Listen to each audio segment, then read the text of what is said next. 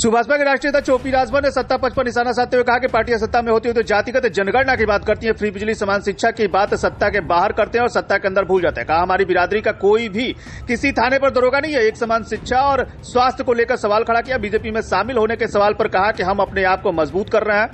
देश की सभी पार्टियां गठबंधन करके सरकार बना रही है तो हम अकेले कैसे बनाएंगे। जातिवाद जनगणना की बात करती है, जो सत्ता से बेदखल होती है तब उनको याद आता है और सत्ता में रहती है तो भूल जाती है।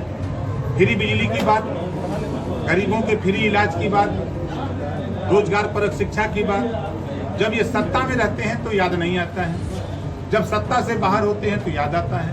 इस बात को अगर ओम प्रकाश राजभर याद दिला रहा है कि अगर तेरे बीच में कोई भी नेता आवे तो उससे सवाल करो कि जब आप सत्ता में हो, सत्ता में नहीं रहते हो तो आप इस बात को कहते हो, सत्ता जब आप पा जाते हो तो फिर हम लोगों को भूल क्यों जाते हो।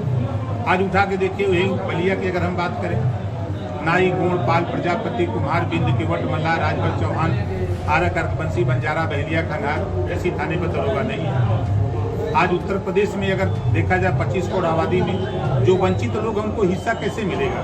अभी फिर देश के नेता एक समान अनिवार्य फ्री शिक्षा क्यों नहीं लागू कर देते। जब ये सत्ता में रहते हैं तो उनको ये बात क्यों नहीं याद आती है। आज जरूरत है देश में, जब तक शिक्षा नहीं होगी तब तक देश और प्रदेश समाज तरक्की नहीं कर सकता है।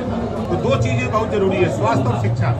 और जो भी सत्ता में जाता है तो ये दोनों चीज हो जाता है। तो क्या अभी हम अपनी ताकत पैदा कर रहे हैं। 2024 का जब चुनाव आएगा तो फिर इस देश में मैंने देखा है, आप भी देख रहे हैं कि देश की बड़ी party Bharatiya Janata party, Congress party और तमाम दल गठबंधन करके सरकार बना रहे हैं। तो हम अकेले कहाँ सरकार बनाने का सपना दिल सजो सकते हैं। 24 आएगा नजदीक तो फिर देखा जाएगा।